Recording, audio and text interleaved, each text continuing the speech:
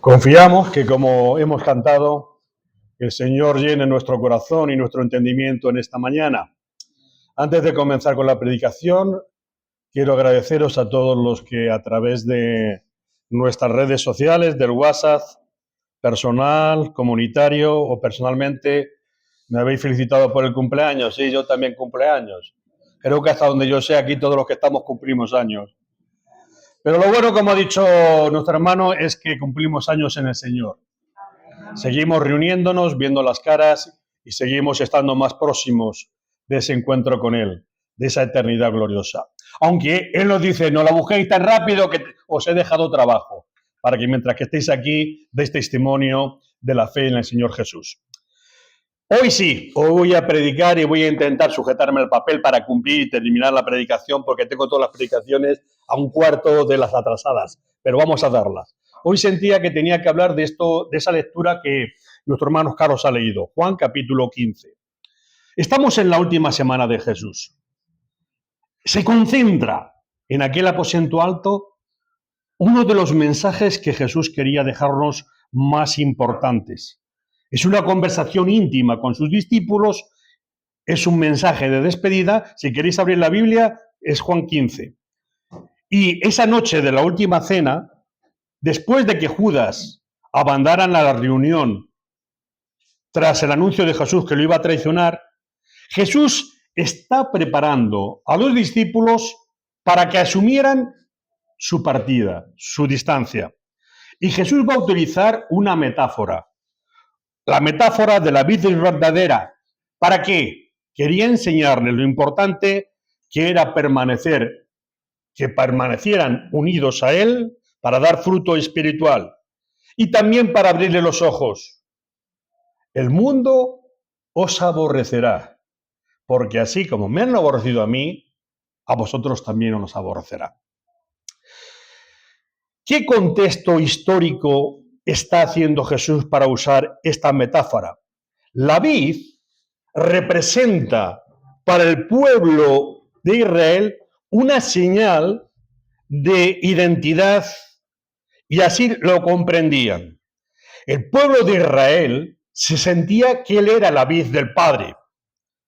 El Salmo 80, versículo 8, dice así: hiciste venir una vid de Egipto, echaste las naciones y la plantaste. ¿A qué está haciendo alusión el salmista? El pueblo, esa promesa hecha a Abraham, a su descendiente Isaac, a Jacob, a José y sus descendientes, era la vid que Dios había cuidado, que Dios había hecho una promesa y el pueblo se sentía como la vid. Tal era así que en el templo de Jerusalén, en el templo Herodes, ese templo con unos portones de más de 20 metros de altura, había una vid alrededor, con unos racimos de uva del tamaño de una persona, hecha de oro. El pueblo era la vid de Dios. Israel se sentía como la vid verdadera. Sin embargo, Jesús, en esta última cena, dice: yo soy la vid verdadera. Ya no es el pueblo, ya no es el pueblo, ya no son los descendientes de Abraham, el pueblo, yo soy la vid verdadera. ¿Veis? Jesús hace un cambio revolucionario. Si lo que Dios había protegido era la vid, el pueblo, ahora lo que Dios va a cuidar, bendecir, es el testimonio de Jesús y el testimonio de aquellos que se enganchen y entronquen a Jesús. Implica que la conexión con Dios no va a depender de pertenecer a una nación, a una etnia, o cumplir rituales religiosos en el templo físico, sino que lo que está hablándonos es de una relación personal y espiritual con Jesús. ¿Veis el giro? ¿Lo habéis entendido? Históricamente, a 1800 años antes de Cristo, llamamiento de Abraham. Posteriormente, Isaac, todos los descendientes, el pueblo. Es más, acabo de escuchar en YouTube, que hay de todo, una reunión entre un rabino judío y un pastor protestante. y siguen queriendo diciendo esto. No, no, nosotros somos el pueblo de Dios. El pueblo israelita, el pueblo judío, los descendientes. Somos el pueblo de Dios. Es más, Isaías 53, lo que está hablando es de un pueblo sufriente, no de un Cristo sufriente. Sin embargo, Jesús establece, yo soy la vid verdadera. Eso que está en vuestra mente, en vuestra historia, no es así. Ya no es así. Es un mensaje de despedida. Jesús dice estas palabras durante la última cena y quería asegurarles a sus discípulos que la unión espiritual sería tan real y vital como la conexión física entre una rama y el árbol de donde procede. Jesús siempre dando seguridad a los suyos. Y es más, dice Jesús, os conviene que yo me vaya, porque si no, de otro modo, el Espíritu Santo, la presencia poderosa de Dios en vuestras vidas, no sería posible. Jesús va a utilizar en el capítulo una alegoría, es decir, unas metáforas constantes para profundizar cómo va a ser esa relación entre Jesús y sus seguidores. Jesús establece, yo soy la vid verdadera y el Padre es el labrador. Yo soy la vid, soy la fuente de vida, el alimento, la energía que el tronco de la vid transmite, y sin esta energía las ramas mueren. Y el Padre es el viñador. Es decir, si el Padre es el que bendice, nos cuida, nos sana, hace que las ramas crezcan y se produzca fruto. Todo pámparo, dice el versículo 2, que en mí no lleva fruto, el pámparo es la rama, lo quitará, y todo aquel que lleve fruto lo limpiará para que lleve más frutos. ¿Quiénes somos nosotros? Los pámpanos, las ramas. Y dice, los cristianos, los que hemos creído en Jesús, sus seguidores, y nuestra única función, según la palabra, es estar unidos al tronco para la vida que proporciona la vid fluya a través de nosotros. Y nos dice, mira, el labrador hace dos cosas para asegurar. ¿Y qué hace? Pues mira, lo primero que hace es que corta las que no sirven. Los que tenemos un pequeño huerto o unos pequeños arbolitos, vemos que hay ramas que se secan. ¿Qué hacemos con esas ramas? Las cortamos. ¿Y qué hacemos con las que están fértiles? Las podamos. ¿Qué hace las podas?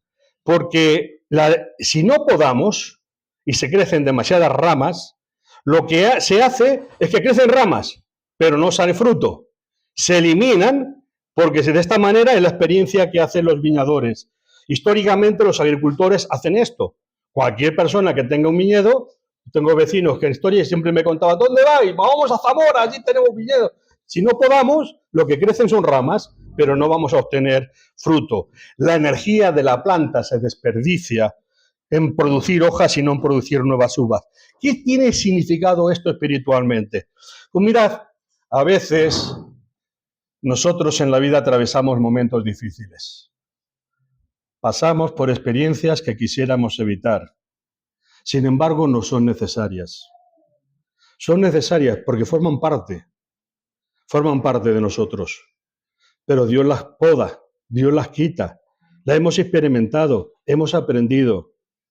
Y además, como dice Pablo, toda la vida nos viene a bien, ¿no? Tú dices, Señor, ¿y por qué para llevarme a este sitio he tenido que rodear en mi vida? Como yo digo a veces, porque no es necesario. Tú no puedes hablar de aquello que no has experimentado. ¿Cómo vamos a explicar desde aquí que Dios nos da poder para salir de la oscuridad si no conocemos la oscuridad? La oscuridad de desengaños, de la traición, del sufrimiento, del dolor, la traición. Pero Dios nos permite esto. Es un proceso que desde arriba Dios lo permite para purificar nuestras vidas. El apóstol Pablo dice, mirad, hay un proceso que Dios tiene que cambiar tu vida. A veces la vida, dice Pablo, mirad, Hay personas que dicen que qué os ha pasado, que qué os ha ocurrido en vuestra vida, porque ya no hacéis lo que hacíais. Y dice Gálatas 5, describe lo que éramos antes de una vida con Dios, sin Dios, a una vida con Dios. Y en Gálatas 5 dice, mirad, andad en el Espíritu. Es decir, se puede vivir sin el Espíritu. ¿Y qué es lo que ocurre cuando andamos sin la presencia de Dios? Pues que damos rienda a los deseos de la carne, en contra del Espíritu, y el Espíritu en contra de la carne. Y esto dice, se oponen así para que no hagáis lo que quisierais. Pero si sois guiados por el Espíritu, ya no estáis bajo la ley. Y dice, y manifiestas son las obras de la carne. Pablo va a hablar de que hay un hombre natural y un hombre espiritual. Un hombre antes de conocer a Dios y un hombre o mujer, que cuando la palabra no discrimina. En espíritu no hay sexo. Todos estamos en igualdad de condiciones frente a la realidad espiritual que Dios nos enseña. ¿Qué son? El adulterio. Hablamos, yo hablo continuamente hasta semana hablando con un señor, pues mira, he conocido un sitio que le voy a poner unos cuernos a mi mujer. Digo, perdona, te voy a decir con quién estás hablando, luego sigues. Soy cristiano. Perdona. Digo, ¿y qué te pasa con relación con tu mujer? No, si me llevo bien, pero entonces, ¿por qué miras a otra? ¿Por qué estás pensando? ¿Por qué han abierto un sitio donde mujeres por dinero se ofrecen? ¿Pero quieres a tu mujer? Sí. Pues sé coherente. Dice aquí, fornicación, inmundicia, lascivia, idolatría, hechicerías, enemistades, pleitos, celos, iras, contiendas, disensiones, herejías, envidias, homicidios, borracheros, orgías y cosas semejantes a esta. ¿Quién de nosotros, es posible que no seamos alcohólicos, drogadictos, pero quién de nosotros no ha metido alguna vez una puya para una discusión? Como dice aquí, una envidia, una disensión. ¿Quién de nosotros es perfecto delante de Dios? Nadie. Todos necesitamos a Dios. Y dice, y esto erais antes. Después, dice la palabra, porque los que practican tales cosas no heredarán el reino de Dios. La prueba de que hemos entregado nuestra vida a Cristo, de que somos verdaderos discípulos, es que en nuestra vida se producen cambios profundos. Y les son evidentes a los demás. A lo largo de la vida hemos escuchado testimonios. Yo sé que es el testimonio, como el del hermano que se bautizó el domingo, son poderosos. Porque se muestran. A un envidioso se le ve menos. A alguien que ha sido envidiado de historia se le ve más. Son cambios profundos. Pero todos tenemos que mostrar que nuestra vida con Dios ha producido cambios en nosotros. Amén. Dice la palabra, y vosotros, hermanos, seguridad. Jesús quiere dejar a los suyos seguridad. Vosotros, a quienes he amado, ya estáis limpios por la palabra, el mensaje que os he comunicado. Jesús dice a los discípulos, pertenecéis a un pueblo que ejerce rituales externos para purificarse. Lavarse las manos antes de comer es buena cosa, hagámoslo.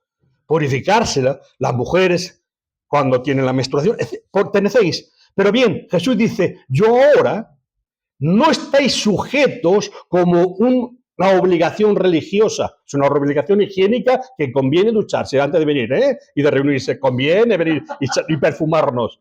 Pero ya no es una cosa que nos acerque o no a Dios, porque dice Jesús, ya vosotros estáis limpios por la palabra que os he enseñado. La palabra es como un espejo. La palabra de Dios es como un espejo que nos permite ver cuál es nuestra identidad.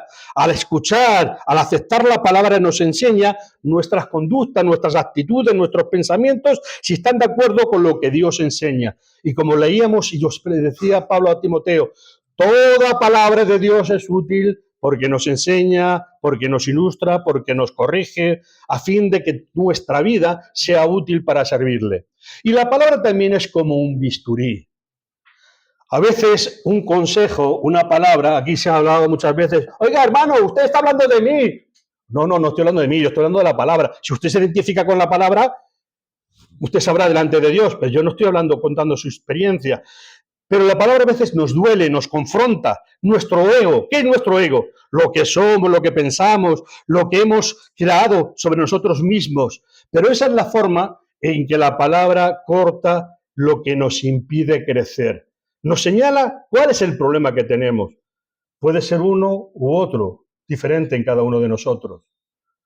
Pero la palabra siempre llega a nuestro corazón. Dice el autor de Hebreos, la palabra de Dios es viva y eficaz, y más cortante que toda espada de dos filos, y penetra hasta partir el alma y el espíritu, las coyunturas, los tuétanos, y discierne los pensamientos, las intenciones del corazón. ¿Quién no encuentra en la palabra de Dios ese bisturí? Hay cosas en nuestra vida, en nuestro cuerpo, que forman parte de nosotros. Por ejemplo, mujeres, ¿quién no ha tenido un mioma?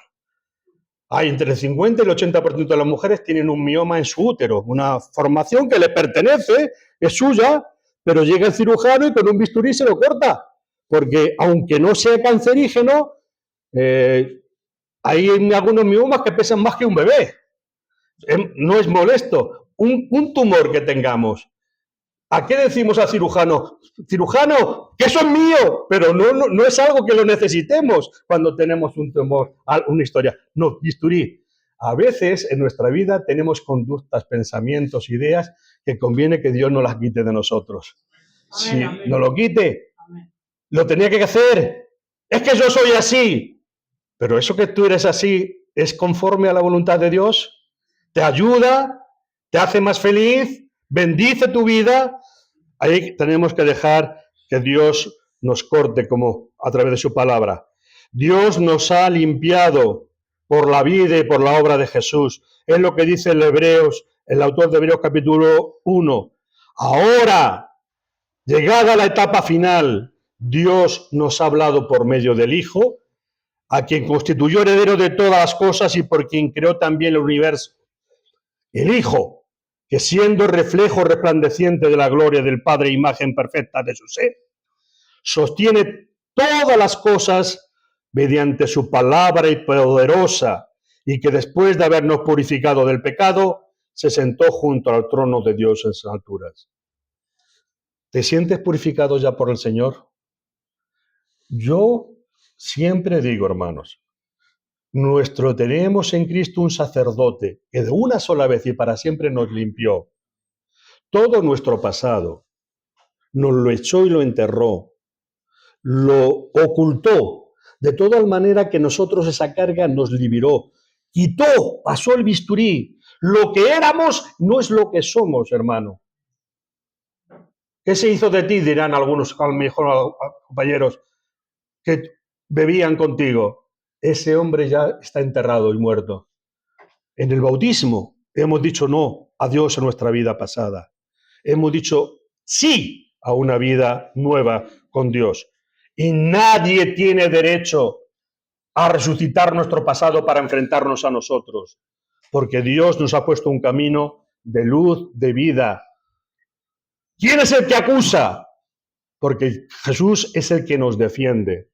Siempre Satanás dice, no eres tan bueno como te crees. ¿Cuánta gente? Yo me bautizaría, pero no estoy seguro de si ser tan bueno. Y ninguno podemos asegurar tener el control 100%. Pero todos podemos asegurarnos que en el nombre de Jesús Dios hace lo que nosotros no podemos hacer con nosotros. Amén. Dice la palabra, aliméntate, lee, reflexiona, haz que cada enseñanza la apliques en tu vida. Cada día los que conducimos tenemos motivos de intentar mejorarnos, porque no sé qué ocurre conduciendo, pero el que no va despistado va acelerado. Todos los días, yo tengo siempre, yo digo, y me digo, que eres cristiano. ¿Qué tendrá esta persona en su cabeza? ¿Qué le ocurrirá para ir haciendo un loco o no estando en la situación? Tenemos la oración como un arma poderosa para mantener un interno diálogo con Dios.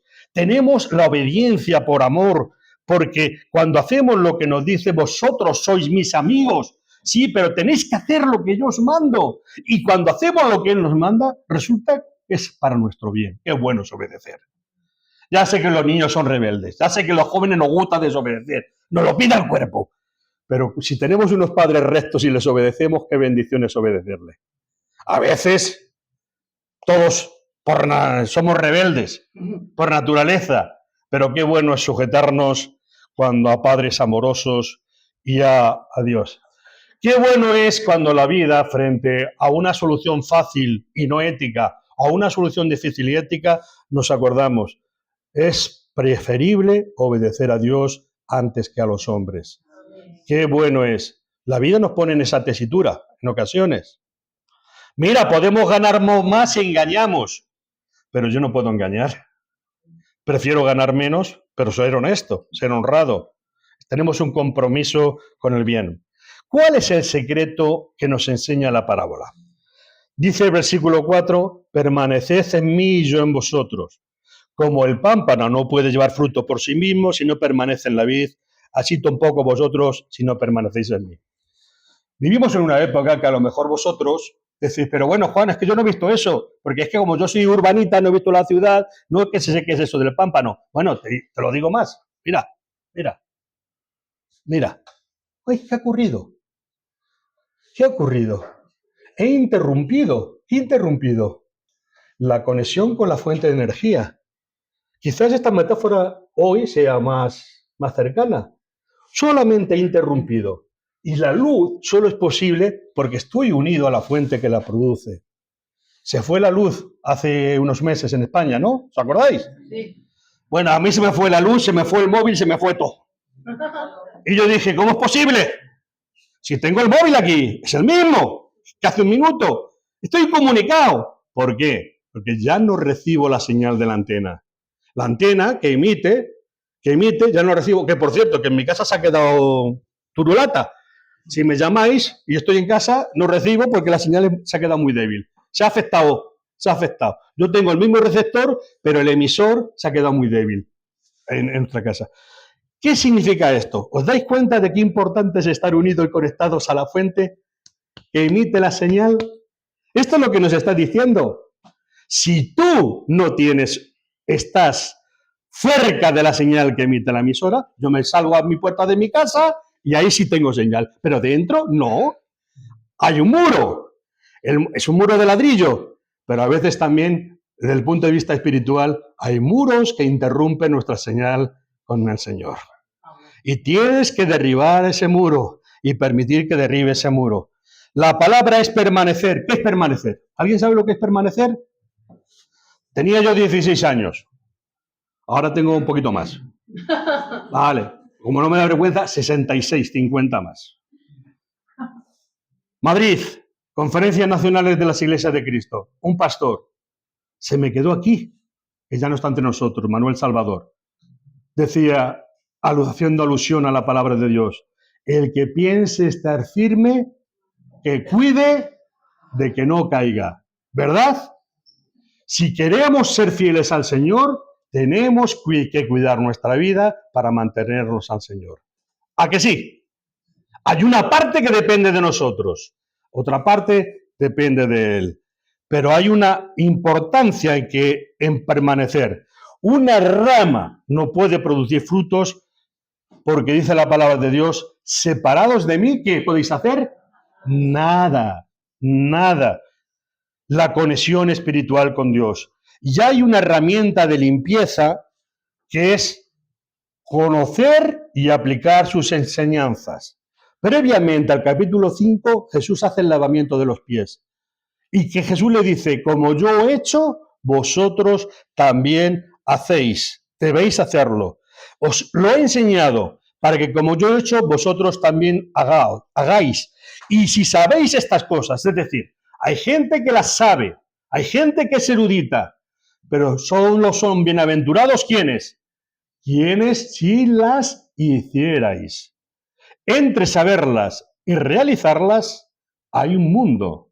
Lo importante es hacerlas, no solo saberlas. ¿Cómo se aplica esto en el día a día? Pues fácilmente. Yo necesito aceptar la poder de Dios, entender que las dificultades de mi vida son ese proceso que el labrador utiliza para que yo vaya aprendiendo. Entiendo que solamente mi trabajo es reflejar la vida que Dios me da cuando estoy unido a Él. No se trata de forzarme por mí mismo, sino de conectarme a Jesús. Y tengo que entender, como dice el versículo 5, que la conexión con Dios tiene que producir, como dice el texto aquí, mucho fruto. ¿Y qué es hacer mucho fruto? ¿Hacer muchas cosas o llevar una vida transformada?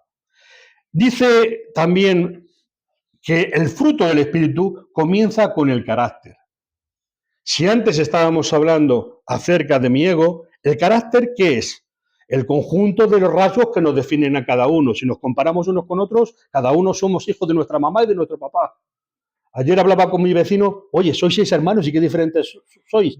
Y me dice, anda, que en tu caso, pues sí, también somos diferentes. El mismo padre y el mismo madre pueden darnos, pero podemos tener cosas muy diferentes en cuanto a opiniones, pensamientos, acciones, actitudes, profesiones. Sí, sí, sí, cada uno de nosotros tiene un carácter y eso nos va definiendo. Ahí decimos, esta persona tiene un carácter fuerte. Bien, para el Señor tener un carácter fuerte es alguien que es firme en sus convicciones, en su fe.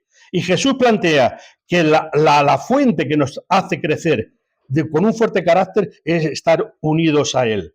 No es tanto un éxito material, sino un cambio interno que nos hace personas fuertes. Gálatas 5:22 define qué es lo que produce la conexión con el Señor. El fruto del Espíritu, dice, es amor, el que predicamos, hay un gozo, hay una paz, hay paciencia, hay benignidad, hay bondad, hay fe, hay mansedumbre, hay templanza. Cuando uno se juzga en cómo estoy yo en relación a esta acción del Espíritu Santo en mi vida, ahí yo puedo saber si mi relación con Dios es estrecha, si mi relación es potente o falta algo.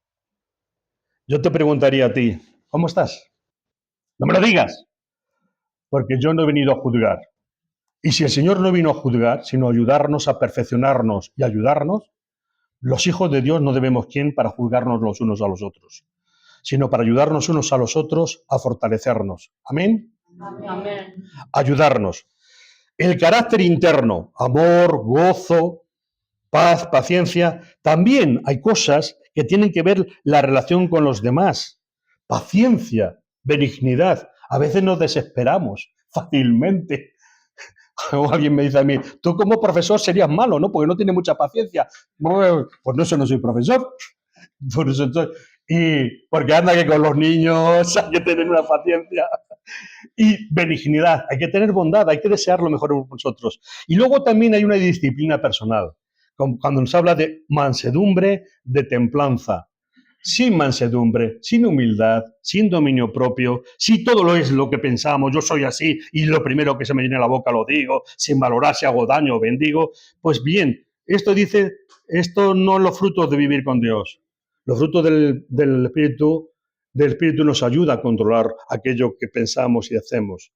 Es verdad que aquí se decide, ¿y cómo podemos dar lo que no hemos recibido antes? Por eso insisto, y aquí insistimos mucho, ¿has experimentado el amor de Dios? ¿Has experimentado el perdón de Dios? ¿Has experimentado la bondad de Dios? Estamos hablando de esa relación. No es una religión. Necesitamos experimentar esa relación con Dios íntimamente. Yo digo, mirad, vivimos una época de que estamos conectados a todo. Tenemos tanta información. Nuestros niños llevan ese dichoso teléfono que les conecta. Pero ellos se conectan a Dios, tienen tiempo para mirarse hacia adentro, tienen tiempo para orar, tienen tiempo para hablar con Dios. Es muy importante en esta época que vivimos de tantas distracciones, hacer lo que es importante.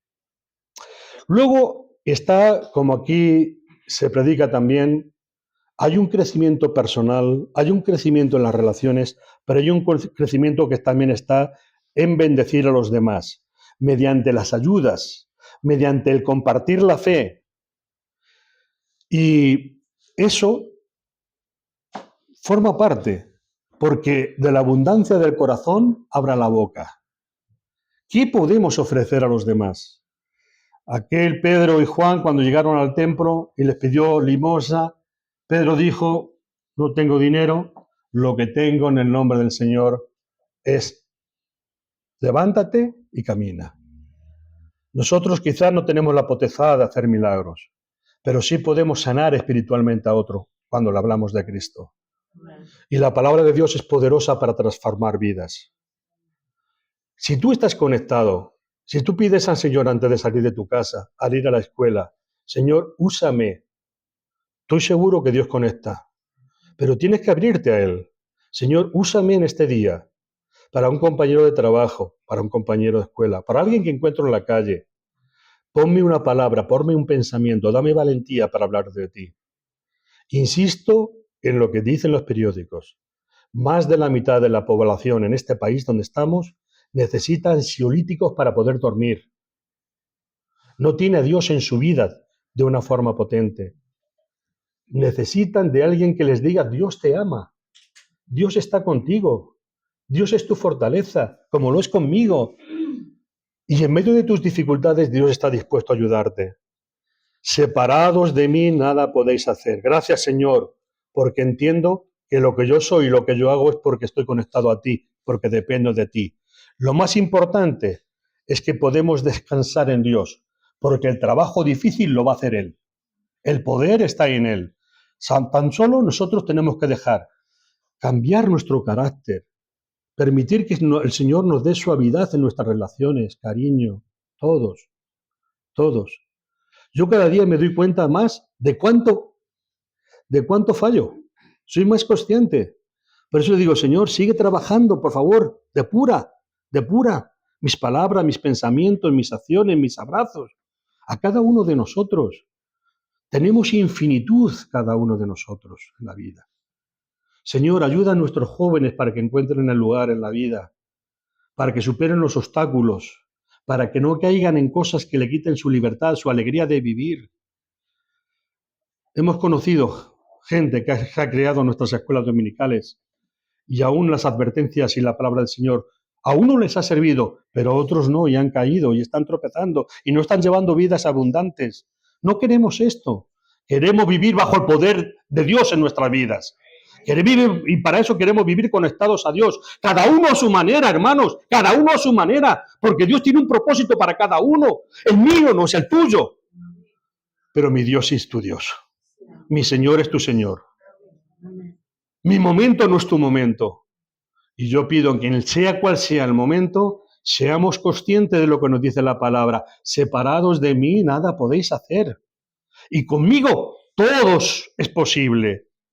Pedid, dice la palabra de Dios, y con ello concluyo, todo lo que queráis y será hecho. ¿Lo creemos? Amén. Porque el reino de Dios no consiste solo en palabras, sino en poder. Poder para cambiar lo que nos es imposible. Yo mismo he limitado a Dios durante toda mi vida y ahora creo que Dios nos da un poder ilimitado. Cada vez que tú me hablas de un problema, yo oro por Dios para que te dé salida a ese problema. Por supuesto, respeto su voluntad, si es tu voluntad, Señor, pero oro por ti. Sigo creyendo en los milagros.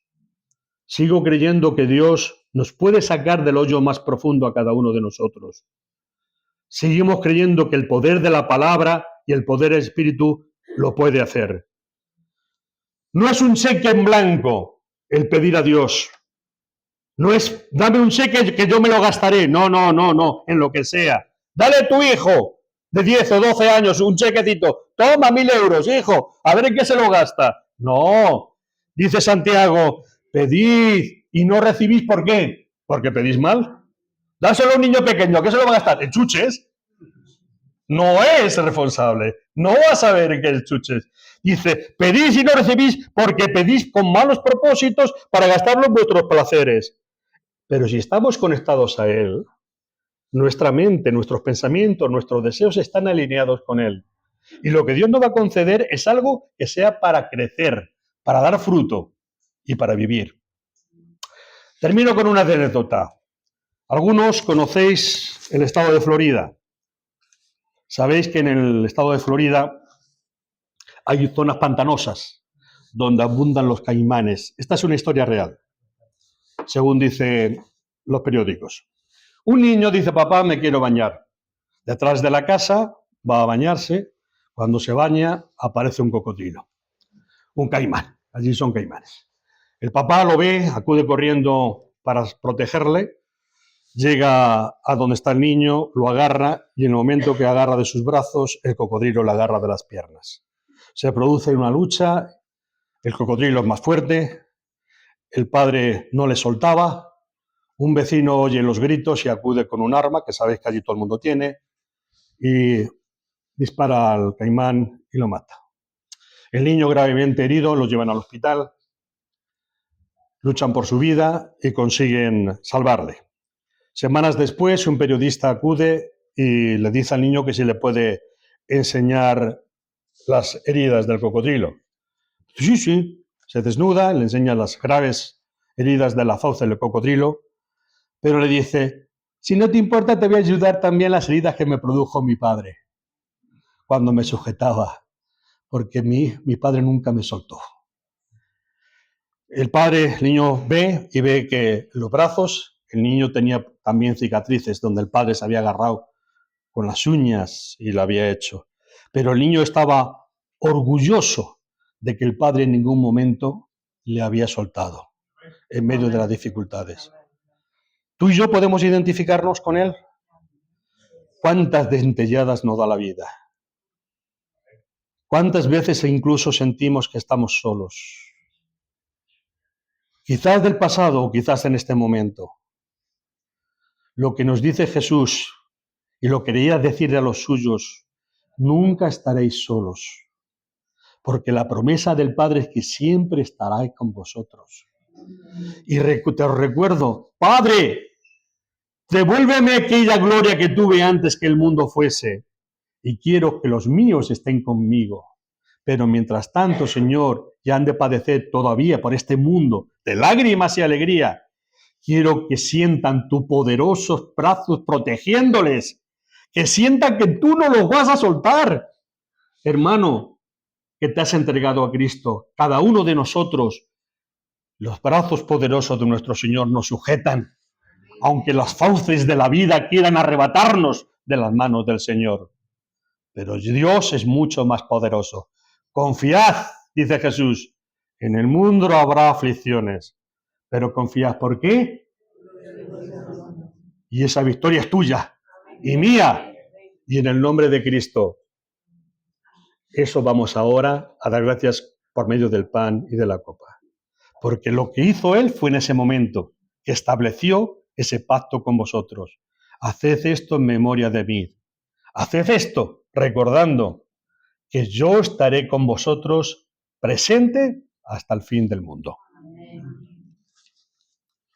Vamos a dar gracias a Dios. Hermano Roberto, ¿quieres dar